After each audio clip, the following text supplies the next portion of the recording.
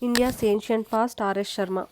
Third chapter, Nature of Sources and Historical Construction. Material remains. The methods of archaeology helps us to recover the material remains of past relating to ancient, medieval and modern periods of our history. In India and many other countries, archaeology is used to study prehistory and ancient history. Prehistory is concerned with a period for which there are no written sources, and history is basically based on written material. Prehistoric sites differ from historical sites in several respects. Generally, they are not in the form of prominent habitation remains, but principally of fossils of humans, plants, and animals. They are found on the hill slopes of plateaus and mountains and on the banks of nearby rivers with terraces and comprise sundry fauna and flora. More importantly, numerous stone tools from the Stone Age have been found at these sites. The remains of tools, plants, animals, and humans from the pre Ice Age indicate the climatic conditions that prevailed at that time. Although writing was known in India by the middle of 3rd millennium BC in Indus culture, it has not so far been deciphered. Thus, though the Harappans knew how to write, their culture is placed in the proto-historic phase. The same is the case with the Chalcolithic or Copper Stone Age cultures, which had no writing. Decipherable writing was known in India only in the 3rd century BC, with the Ashokan inscriptions providing solid evidence for historical reconstruction from that time. However, despite the critical use of Vedic and post Vedic literary sources for history in pre Ashokan times, archaeology remains a very important source for historians. The ancient Indians left innumerable material remains. The stone temples in South India and the brick monasteries in eastern India still stand to remind us of great building activities of the past. However, the major part of these remains lies buried in mounds scattered all over India. A mound is an elevated portion of land covering the remains of old habitations. It may be of different types: single culture, major culture, and multiculture. Single culture mounds represent only one culture throughout. Some mounds represent only the painted graveware culture, others Shatavana culture, or yet others that of Kushanas. In major culture mounds, one culture is dominant and the others are secondary importance. Multicultural mounds represent several important cultures in succession, which occasionally overlap with one another. As is the case with Ramayana and Mahabharata, an excavated mound can be used to understand successive layers of the material and other aspects of a culture. A mound can be excavated vertically or horizontally. Vertical excavation means lengthwise digging to uncover the period wise sequence of cultures. It is generally confined to a part of the site. Horizontal excavation entails digging the mound as a whole or major part of it. The method may enable the excavator to obtain a complete idea of the site culture in a particular period. As most sites have been dug vertically, they provide a good chronological sequence of material culture. Horizontal diggings being very expensive, they are very few in number, with the result that the excavations do not give us a full or even adequate picture of material life in many phases of ancient Indian history. Even in those mounds which have been excavated, the ancient remains have been preserved in varying proportions. In the dry arid climate of western Uttar Pradesh, Rajasthan, and northwest India, antiquities are found in a better state of preservation. But in the moist, humid climate of mid Gangetic plains and in the deltaic regions, even iron implements suffered corrosion and mud structures become different to detect. Only the burnt brick structures or stone structures of the Gangetic plains are well preserved. Excavations have brought to light the villages that people established around 6000 BC in Balochistan.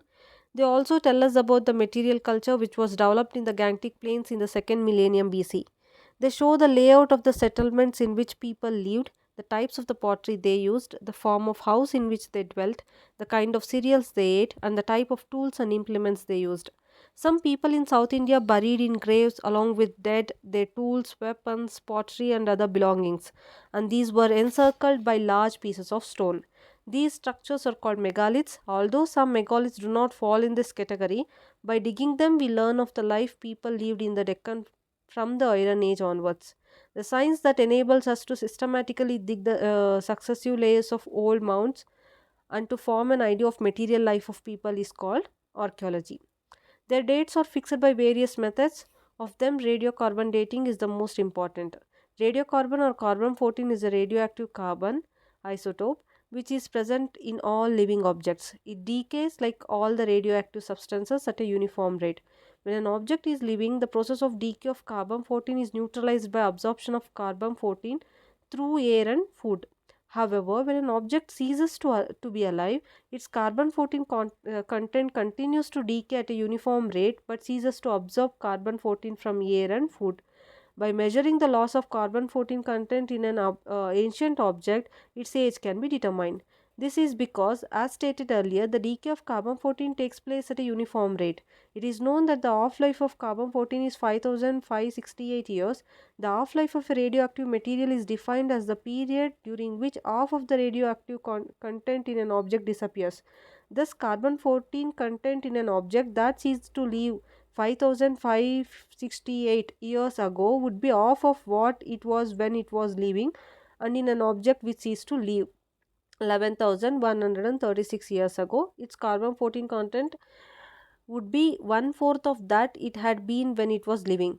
But no antiquity older than 70,000 years can be dated by this method. The history of climate and vegetation is known through an examination of plant residues and especially through pollen analysis. On this basis, it is suggested that agriculture was practiced in Rajasthan and Kashmir around 7000 to 6000 BC. The nature and components of metal artifacts were analyzed scientifically, and consequently, the mines from which the metals were obtained are located and the stages in the development of metal technology identified. An examination of animal bones shows whether the animals were domesticated and also indicates the uses to which they were put. I may add that archaeology provides a kind of soil archive which contains various material remains. However, for a total study of prehistory extending roughly up to 3000 BC or so, it is necessary to get an idea of the history of soil, rocks, etc. This is provided by geological studies. Similarly, the world of plants and animals keeps on changing, though at a slow pace. Their history is provided by biological studies. Human history cannot be understood without an idea of continuing interaction between soils, plants, and animals on one hand and humans on the other. So, geological and biological advances enable us to understand not only prehistory but also history. Taken together with archaeological remains, geological and biological study acts as important source for the study of over 98% of the total time scale of history starting with the origin of Earth. Coins. Although a large number of coins and inscriptions have been found on the surface, many of them have been unearthed by digging. The study of coins is called numismatics. Ancient Indian currency was not issued in the form of paper, as is the case nowadays, but as metal coins. Ancient coins were made of metal like copper, silver, gold, and lead. Coin molds made of burnt clay have been discovered in large numbers. Most of them relate to the Kushana period, that is, the first three Christian centuries. The use of such molds in the post Gupta period virtually disappeared. As there was nothing like the modern banking system in ancient times, people stored money in earthenware or also in brass vessels and maintained them as precious hoards on which they could fall back in the time of need. Many of these hoards, containing not only Indian coins but also those minted abroad, such as in the Roman Empire, have been discovered in different parts of India. They are preserved mostly in museums in Kolkata, Patna, Lucknow, Delhi, Jaipur, Mumbai, and Chennai. There are many Indian coins in the museums of Nepal, Bangladesh, Pakistan, and Afghanistan. As Britain ruled over India for a long time, British officials succeeded in transferring many of the Indian coins to private and public collections in Britain. Coins of major dynasties have been catalogued and published. We have catalogues of coins in Indian Museum at Kolkata, of Indian coins in British Museum in London, and so on. Nonetheless, there are large number of coins that have yet to be catalogued and published. Our earliest coins contain a few symbols, but later coins depict the figures of kings and divinities and also mention their names and dates. The areas where they are found indicate the region of their circulation. This has enabled us to reconstruct the history of several ruling dynasties, especially of Indo-Greeks who came to India from North Afghanistan and ruled here in the 2nd and 1st century BC. As coins were used for various purposes such as donations, a mode of payment, and a medium of exchange, they throw considerable light on economic history. Some coins were issued by guilds of merchants and goldsmiths with the permission of the rulers. This shows that the crafts and commerce had become important. Coins helped transactions on large scale and contributed to trade.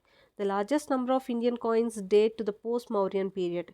These were made of lead, protein, copper, bronze, silver, and gold. The Guptas issued the largest number of gold coins. All this indicates that trade and commerce flourished especially in post-Mauryan and a good part of Gupta period. However, only a few coins belonging to post-Gupta period have been found, which indicates a decline of trade and commerce in that period. Coins also portray kings and gods and contain religious symbols and legends, all of which throw light on the art and religion of the time. Cowries were also used as coins, though their purchasing power was low. They appear in substantial numbers in post Gupta times but may have been used earlier. Inscriptions. Far more important than coins or inscriptions, their study is called epigraphy, and the study of old writing used in inscriptions and other old records is called paleography. Inscriptions were carved on seals, stone pillars, rocks, copper plates, temple walls, wooden tablets, and bricks or images. In India as a whole, the earliest inscriptions were recorded on stone. However, in the early centuries of Christian era, copper plate began to be used for this purpose. Even then, the practice of engraving inscriptions on stone continued on large scale in South India. We have also in that region a large number of inscriptions recorded on the walls of temples to serve as permanent records. Like coins, inscriptions are preserved in various museums of the country, but the largest number may be found in the office of chief epigraphist at Mysore. The earliest inscriptions were written in Prakrit in the 3rd century BC. Sanskrit was adopted as an epigraphic medium in the 2nd century AD, and its use became widespread in the 4th and 5th centuries, but even then Prakrit continued to be used. Inscriptions began to be composed in regional languages in the 9th and 10th centuries. Most inscriptions bearing on the history of Maurya, post Maurya, and Gupta periods have been published in a series of collections called Corpus Inscriptionum Indicarum, but not many inscriptions of the post Gupta period figure in such systematic compilations. In the case of South India, topographical lists of inscriptions have been published. Still, over 50,000 inscriptions, mostly of South India, await publication. The Harappan inscriptions, which await decipherment, seem to have been written in a pictographic script in which ideas and objects were expressed in the form of pictures. Most Ashokan inscriptions were engraved in Brahmi script, which was written from left to right, but some were also incised in Korostian script, which was written from right to left. However, the Brahmi script prevailed virtually all over India except for the northwestern part. Greek and Aramic inscriptions were employed in writing Ashokan inscriptions in Pakistan and Afghanistan, but Brahmi continues to be the main script till the end of Gupta times. An epigraphist can decipher most Indian inscriptions up to about 7th century if he has mastered Brahmi and its variations, but subsequently we notice strong regional variations in this script. Inscriptions found on the seals of Harappa belonging to about 2500 BC are considered symbolic by some scholars. For Indian history, the earliest deciphered inscriptions are Iranian. They belong to the 6th 5th century BC and are found in Iran. They appear in Old Indo-Iranian and also in Semitic languages in the cuneiform script. They speak of Iranian conquest of Hindu or Sindhu area. Of course, in India, the earliest deciphered are Ashokan inscriptions. They are generally written in Brahmi script and Prakrit language in the 3rd century BC. They throw light on Mauryan history and Ashoka's achievements. In the 4th century AD, two Ashokan pillar inscriptions were found by Feroz Shah Tughlaq, one in Meerut and another at a place called as Topra in Haryana. He brought them to Delhi and asked the Pandits of his empire to decipher the inscriptions, but they failed to do so. The same difficulty was faced by British when, in the last quarter of 18th century, they discovered Ashokan inscriptions. These epigraphs were deciphered in 1837 by James Prinsep, a civil servant in the employ of East India Company in Bengal. We have various types of inscriptions. Some convey royal orders and decisions regarding social, religious, and administrative matters to officials and the people in general. Ashokan inscriptions belong to this category. Others are votive records of the followers of Buddhism, Jainism, Vaishnavism, Shaivism, and the like. They appear on pillars, tablets, temples, or images as marks of devotion. Yet other types eulogize the attributes and achievements of kings and conquerors and ignore their defeats or weaknesses. To this category belongs the Allahabad pillar inscription of Samudragupta. Finally, we have many donative records which refer especially to gifts of money, cattle, land, etc., mainly for religious purposes, made not only by kings and princes but also by artisans and merchants. Inscriptions recording land grants made mainly by chiefs and princes are very important for the study of land system and administration in ancient India. These were mostly engraved on copper plates. They record grants of land, revenues, and villages made to monks, priests, temples, monasteries, vassals, and officials. They were written in all languages including Prakrit, Sanskrit, Tamil, and Telugu. Literary sources. Although the ancient Indians knew how to write as early as 2500 BC, our most ancient manuscripts are not older than 4th century AD and are found in Central Asia. In India, they were written on birch bark and palm leaves, but in Central Asia, where the Prakrit language had spread from India, manuscripts were also written on sheep, leather, and wooden tablets. These writings are called as inscriptions, but they are as good as manuscripts. When painting was not known, manuscripts were very highly valued. Although old Sanskrit manuscripts are found all over India, they mostly relate to South India, Kashmir, and Nepal. Currently, inscriptions are largely preserved in museums and manuscripts in libraries. Most ancient books contain religious themes. Hindu religious literature includes the Vedas, the Ramayana and the Mahabharata, the Puranas, and the like. They throw considerable light on social and cultural conditions of ancient times, but it is difficult to use them in the context of time and place. The Rigveda may be assigned to 1500 to 1000 BC, though such collections as the Atharva Veda, Yajur Veda, and Brahmanas, Aranyakas, and Upanishads date roughly 2000 to 500 BC. Almost every Vedic text contains interpolations which generally appear at the beginning or the end and seldom in the middle.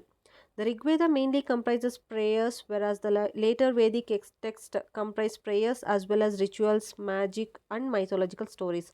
However, the Upanishads contain philosophical speculations. In order to understand the Vedic text, it was necessary to study the Vedangas or the limbs of Veda.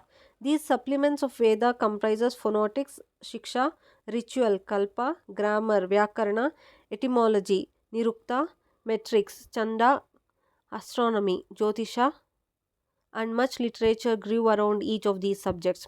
They were written in the form of precepts in prose. A precept was called sutra because of its brevity. The most famous example of this writing is the Grammar of Panini, written around 450 BC.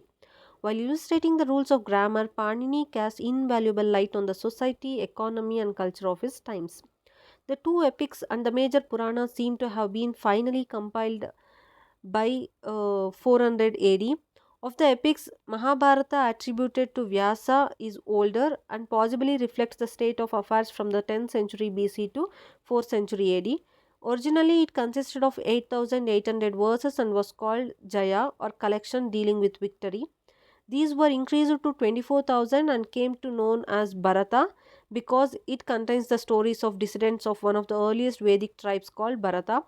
The final compilation increased the verses to 1 lakh, which came to be known as Mahabharata or Shata Sahasri Samhita. It contains narrative, descriptive, and didactic material. The main narrative, which relates to the Kaurava Pandava conflict, may relate to the later Vedic period. The descriptive portion might be of the post Vedic period, and the didactic portion generally relates to the post Mauryan and Gupta periods. Similarly, Ramayana of Valmiki originally consisted of 6,000 verses, which were raised to 12,000 and eventually to 24,000. Although this epic appears to be more unified than Mahabharata, it too has its didactic parts which were subsequently added. The Ramayana composition started in 5th century BC. After that, it passed through as many as 5 stages, and the fifth stage seemed to have been as late as 12th century AD. As a whole, the text seems to have been composed later than the Mahabharata. In the post Vedic period, we have a large corpus of ritual literature. Grand public sacrifices to be made by princes and men of substance belonging to the three higher varnas are set out in Shrauta Sutras, which provide for several ostentations, royal coronation ceremonies. Similarly, domestic rituals connected with birth, naming, sacred thread investiture, marriage, funerals, etc., are prescribed in the Grihya Sutras. Both the Shrauta Sutra and Grihya Sutra relate to 600 to 300 BC. Mention may also be made of Sulva Sutras, which prescribe various kinds of measurements for the construction of sacrificial altars. They mark the beginnings of the study of geometry and mathematics. The religious books of the Jains and Buddhists refer to historical persons and incidents. The earliest Buddhist texts were written in Pali, which was spoken in Magadha or South Bihar and was basically a form of Prakrit. They were finally compiled in 1st century BC in Sri Lanka, but the canonical portions reflect the state of affairs in India in the age of Buddha. They tell us not only about the life of Buddha but also about some of his royal contemporaries who ruled over Magadha, North Bihar, and eastern Uttar Pradesh. The most important and interesting portion of non canonical literature is provided by the stories of previous births of Gautama Buddha. It was believed that before he was actually born as Gautama, the Buddha passed through over 550 births, in many cases in the form of animals. Each birth story is called Jataka, which is folk tale. The Jatakas throw invaluable light on the social and economic conditions of the period between 5th and 2nd century BC. They also make incidental references to political events in the age of Buddha. The Jaina texts were written in Prakrit and were eventually compiled in 6th century AD in Vallabi in Gujarat. They, however, contain many passages that help us to reconstruct the political history of eastern Uttar Pradesh and Bihar in the age of Mahavira. The Jaina texts refer repeatedly to trade and traders. We also have a large body of secular literature. To this class belong the law books called Dharma Sutras and Smritis, which, together with their commentaries, are called Dharma Shastras. Dharma Sutras were compiled in 500 to 200 BC, and the principal Smritis were codified in the first 6 centuries of Christian era. They prescribe the duties to be performed by the different Varnas as well as by kings and their officials. They set out the rules for marriage together with the laws according to which property is to be held, sold, and inherited. They also prescribe punishments for the persons guilty of theft, assault, murder, adultery, and the like. An important law book is the Arthashastra of Kautilya. The text is divided into 15 books, of which books 2 and 3 may be regarded as being of an earlier date and seem to have been the work of different hands. This text was put in its final form in the beginning of Christian era, but its earliest portions reflect the state of society and economy in the age of Mauryans. It provides rich material for the study of ancient Indian polity and economy. Of the non religious texts, grammatical works are very important for historical construction. They begin with the Ashtadhyayi of Panini. Panini lived in the northwestern part of subcontinent. He is not mentioned in Pali texts, which principally represent Bihar and Uttar Pradesh. Panini is dated to around 450 BC by V.S. Agarwal, who has written about Panini's India in both Hindi and English. In his view, no other text provides as much information about the Janapadas or territorial states of pre-Mauryan times as Panini does. Patanjali's commentary on Panini, dated 150 BC, supplies valuable information about post-Maurya times. We also have the works of Basa, Sudraka, Kalidasa, and Banabhatta. Apart from their literary value, they mirror the conditions of the times to which the writers belonged. The works of Kalidasa comprise kavyas and dramas, the most famous of which is Abhignana Shakuntalam. Besides being great creative compositions, they provide us with glimpses of social and cultural life of Guptas. In addition to Sanskrit sources, we have some of the earliest Tamil texts in the corpus of Sangam literature. This literature was produced over a period of 3 to 4 centuries by poets who assembled in colleges patronized by chiefs and kings. Such colleges were called Sangam, and the literature produced in these assemblies was known as Sangam literature. The compilation of the corpus is attributed to the first four Christian centuries, although they were really completed by 6th century. The Sangam literature comprises about 30,000 lines of poetry arranged in 8 anthologies called Ettutut Togai. The poems are collected in the groups of hundreds such as Purana Nur, the 400 of the exterior. There are two main groups, Pattinenkil Kannakku, the 18 lower collections, and Pattu, the 10 songs. The former is generally assumed to be older than the latter and hence is considered to be great historical importance. The Sangam texts have several layers, but at present these cannot be established on the basis of style and content, but as shown later, they can be detected on the basis of stages in social evolution. The Sangam texts are different from Vedic texts, particularly the Rig Veda. They do not constitute religious literature. The short and the long poems were composed by numerous poets in praise of various heroes and heroines and are thus secular in nature. They are not primitive songs but literature of high quality. Many poems mention a warrior or chief or a king by name and describe in detail his military exploits. The gifts made by him to bards and warriors are celebrated. These poems may have been recited in courts, and they are compared with the heroic poetry of Homeric age, for they represent a heroic age of warriors and battles. It is difficult to use these texts for historical purposes. Perhaps the proper names, titles, dynasties, territories, wars, and the like mentioned in the poems are partly real. Some of the Chera kings mentioned in the Sangam text also appear as donors in inscriptions of 1st and 2nd centuries. The Sangam text refer to many settlements, including Kaveri Pattanam, whose flourishing existence has now been archaeologically corroborated. They also speak of Yavanas coming in their own vessels, purchasing pepper with gold, and supplying wine and women slaves to the natives. This trade is known not only from Latin and Greek writings but also from archaeological record.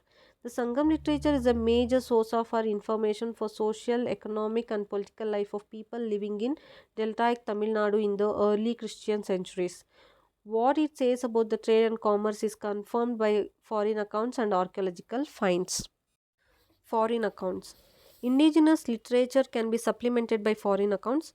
To India came Greek, Roman, and Chinese visitors either as travelers or religious converts, and they left behind accounts of the things that they saw. It is remarkable that Alexander's invasion finds no mention in Indian sources, and it is entirely on the basis of Greek sources that we have to reconstruct the history of his Indian exploits. The Greek writers mention Sandrocotta, a contemporary of Alexander the Great, who invaded India in 326 BC.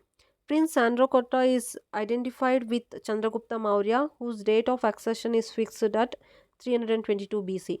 This identification has served as the sheet anchor in ancient Indian chronology. The Indica of Megasthenes, who came to the court of Chandragupta Maurya, has been preserved only in fragments quoted by subsequent classical writers. These fragments, when read together, furnish valuable information not only about the system of Mauryan administration but also about social classes and economic activities in the Mauryan period. The Indica is not free from credulity and exaggerations, which is true of many other ancient accounts. Greek and Roman accounts of the 1st and 2nd centuries mention many Indian ports and enumerate items of trade between India and the Roman Empire. The Periplus of Erythraean Sea and Ptolemy's Geography, both written in Greek, provide valuable data for the study of ancient geography and commerce. The date ascribed to the first ranges between 80 to 115 AD, whereas the second is attributed to about 150 AD. The Periplus of Erythraean Sea, which was written by an anonymous author, prescribes the Roman trade in Red Sea, Persian Gulf, and Indian Ocean. Linney's Naturalis Historia, which relates to the 1st century, was written in Latin and tells us about the trade between India and Italy. The last Greco Roman scholar who wrote on India was called as Cosmas Indicopletus. He hailed from Alexandria, a center of Hellenistic culture in Egypt. Around 550, he wrote the Christian topography, which mentions Christians in India and Sri Lanka and also refers to horse trade. Of the Chinese travelers, mention may be made of Huayan and Huansang. Both of them were Buddhist and came to this country to visit the Buddhist shrines and to study Buddhism. The first came in the beginning of the 5th century and the second in the second quarter of 7th century. Fayan describes the social, religious, and economic conditions in India in the age of Guptas. And Huansong presents a similar account of India in the age of Harsha. Village study. Relics of communal sharing in feasts, festivals, and pujas throw light on the egalitarian character of ancient tribal society. Loyalty to the clan and caste persists to this day. Survivals of the rituals give us an idea of ancient sects and also of the institutions of marriage and family. High caste people do not milk the cow and never take to the plow. Their contempt for manual labor promotes untouchability. Strong traces of inequality are not confined to caste alone but also color the relationship between man and women. Till the 1930s, even the sati system prevailed in rural parts of Bihar. Thus, social inequalities which prevail despite universal suffrage indicate the nature of ancient Indian society. Rural rituals and caste prejudice illustrate many of the Dharmashastra's rules governing our ancient polity and society. Natural sciences. The use of the findings of social sciences started about 30 years ago for historical construction of ancient India. Recently, the use of natural sciences has begun. Evidence from chemistry, geology, and biology has become relevant to the study of ancient India. Next, historical sense. Ancient Indians are charged with lack of sense of history. It is evident that they did not write history in the manner it is done today, nor did they write it in the way the Greeks did. We have a sort of history in the Puranas, which are 18 in number. 18 was a conventional term. Though encyclopedic in content, the Puranas provide dynastic history up to the beginning of Gupta rule. They mention the places where the events took place and sometimes discuss their causes and effects. Statements about events are made in the future tense, although they were recorded much after the events had occurred. The authors of the Puranas were not unaware of the idea of change, which is the essence of history. The Puranas speak of four ages called Krita, Treta, Dwapara, and Kali. Each succeeding age is depicted as worse than the preceding one, and as one age slides into the other, moral values and social institutions degenerate. The importance of time and place, vital elements in history, is indicated. It is said that dharma becomes adharma and vice versa in accordance with changes in time and place. Several eras according to which events were recorded were started in ancient India. Vikrama Samvat began in 57 to 8 BC, Shaka Samvat in 78 AD, and the Gupta era in 319 AD. So, inscriptions record events in the context of time and place. During the 3rd century BC, Ashokan inscriptions demonstrate considerable historical sense. Ashoka ruled for 37 years. His inscriptions record events that happened from the 8th to 27th regnal year. To date, events relating to only 9 regnal years figure in the inscriptions that have been discovered. Future discoveries may throw light on events relating to remaining years of his reign. Similarly, in the 1st century BC, Karavela of Kalinga records a large number of events in his life year by year in the Hathigampa inscription. Indians display considerable historical sense in biographical writings, a good example of which is the composition of Harsha Charita by Banabhatta in 7th century. It is a semi-biographical work written in the ornate style which became the despair of later imitators. It describes the early career of Harshavardhana. Although highly exaggerated, it gives an excellent idea of court life under Harsha and the socio-religious life in his age. Later, several other charitas or biographies were written. Sandhyakara Nandi's Ramacharita, 12th century, narrates the story of the conflict between Kaivarta peasants and the Pala prince Ramapala, resulting in the latter's victory. Bilhana's Vikramanka Devacharita recounts the achievements of his patron. Vikramaditya 6000, his patron Vikramaditya 6076 to 1127, the Chalukya king of Kalyana. Even the biographies, Charita of some merchants of Gujarat were written in 12th to 13th century AD. Similar historical works may have been written in South India, but thus far only one such account has been discovered. This is called Mushika Vamsha and was written by Atula in the 11th century. It is an account of dynasty of Mushikas which ruled in northern Kerala. However, the best example of the earliest historical writings is provided by Rajatarangini or Stream of Kings written by Kalhana in 12th century. It is a string of biographies of the kings of Kashmir and can be considered to be the first work to possess several characteristics of historical writings as it is understood today. Constructing history. So far, numerous sites, prehistoric, protohistoric, and historical, have been excavated and explored, but the results do not find a place in the mainstream of ancient Indian history.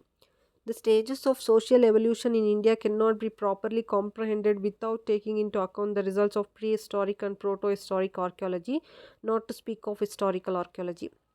Although nearly 200 sites relating to the ancient historical period have been excavated, Yet their relevance to study of socio-economic and cultural trends in ancient times has not been adequately discussed in survey studies.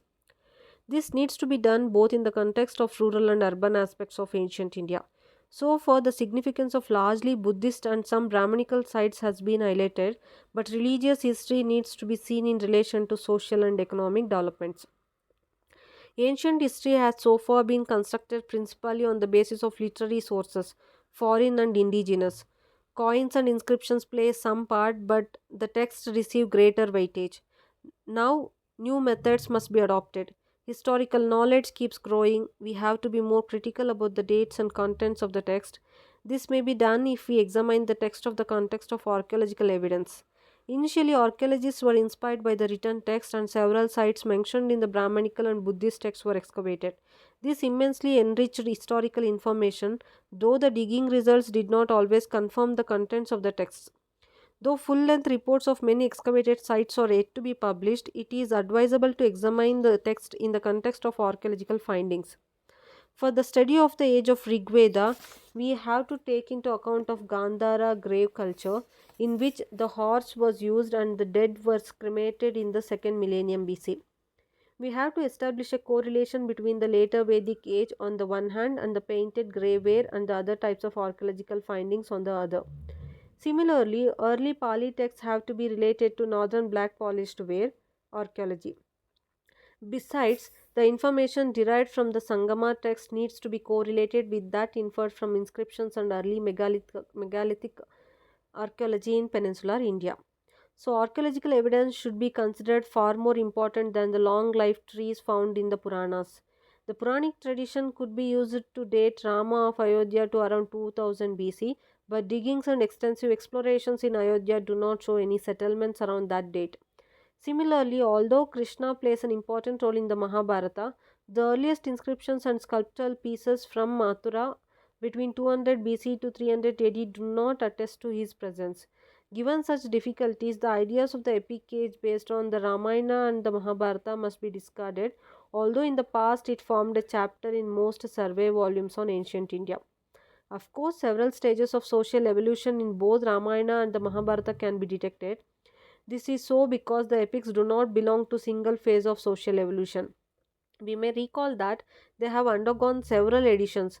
Further, on the basis of literary traditions and epigraphic material, Vardhamana Mahavira and Gautama Buddha are generally dated to the 6th century BC, but the cities they visited are archaeologically not older than 400 BC, and therefore the tradition based dates of these great personalities need to be reconsidered. On archaeological and rational grounds, archaeology, inscriptions, and coins are more important than texts. However, the grammatical works of the Panini and Patanjali have almost fixed dates, and they are comparatively free from myths and legends and are therefore as important as coins, inscriptions, and the results of excavations. Many inscriptions have to date been dismissed on the ground that they are of little historical value. Historical value is taken to mean information necessary to reconstruct political history. However, a royal inscription contains exaggerations. The term hundreds of thousands seemed to be a glitch in Ashokan inscriptions. It is applied to people and animals and raises doubts about the number of people killed in Kalinga war and those brought to Pataliputra. So there are exaggerations too in the inscriptions of Samudragupta and King Chandra. Despite these exaggerations, in comparison to Puranic traditions, inscriptions are certainly more reliable. Thus, though the Puranas are used to push back the origin of Shatavahanas, the inscriptions place it in the 1st century BC. Inscriptions may indicate the regnal period of the king, his conquest, and its extent, but they also reveal trends in the development of polity, society, economy, and religion. This study, therefore, does not use inscriptions merely for political or religious history. Epigraphic land grants are valued not for the family trees and list of conquests, but more importantly for the rise of new states and changes in the social and agrarian structure, particularly in post-Gupta times. Similarly, coins needs to be used not only for the reconstruction of the history of the Indo-Greeks, Shakas, Shatavahanas and Kushanas, but also for the history of the trade and urban life. In sum, a careful collection of the material derived from text, coins, inscriptions, archaeology, etc., is essential for historical reconstruction. We have seen that this raises the problem of the relative importance of the sources. Thus, coins, inscriptions, and archaeology are considered more important than mythologies found in the epics and Puranas. Mythologies may support dominant norms, validate social mores, and justify the privileges and disabilities of people organized in caste and other social groups, but the events described in them cannot be taken to be true. Past practices can also be explained with the help of some ancient survivals in our own times. Familiarity with village life and insights derived from the study of primitive people are valuable assets in the construction of ancient history. A sound historical reconstruction cannot ignore developments in the other ancient societies. A comparative view may remove the obsession with the idea of the rare or unique in ancient India and may bring out those trends that ancient India shares with the past societies of other countries. We may also use the results of human genetic research to learn about Indian connection with peoples in the other parts of the world. A scientific study of heredity and generation wise inherited traits indicate ethnic mixture, dispersal of population, and dissemination of culture. Chronology: 3rd millennium BC, writing enters the Indus culture. 1500 to 1000 BC, Rigveda. 1000 to 500 BC, Yajurveda, Atharva Veda, the Brahmanas, Aranyakas, and the Upanishads. 600 to 300 BC, Shrauta Sutra and Griha Sutras. 6th century, Mahavira and the Buddha as per literature. 500 to 200, Dharma Sutras. 450 BC, Grammar of Panini. 5th century, Mahavira and the Buddha in the context of archaeology. 326, Alexander's invasion. 322, accession of Chandragupta Maurya. 3rd century millennium, decipheral writing in India. 57 to 8 BC, Vikrama Samvat. 1st century AD, Hatigampa inscription of Karavela of Kalinga. 1st century, the earliest Pali Buddhist text compiled in Sri Lanka. So all these are BC. Coming to AD, 1st century AD, the Arthashastras of Kautilya finally compiled. 78 AD, start of Shaka Samvat.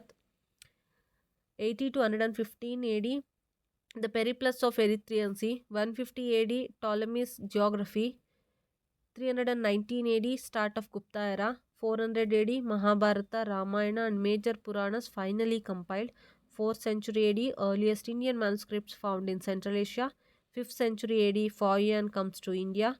6th century AD, the Prakrit Jaina text finally compiled in Vallabhi. 7th century AD, Huyen visit Arshatarita by Banabhatta. 7th century AD, Mushika Vamsha by Atula. 7th to 12th century AD, Vikramanka Devacharita by Bilhana. 12th century AD, Ramacharita by Sandhya Karanandi. Rajatarangini by Kalhana. 1837, Ashokan inscriptions first deciphered by James Prinsep.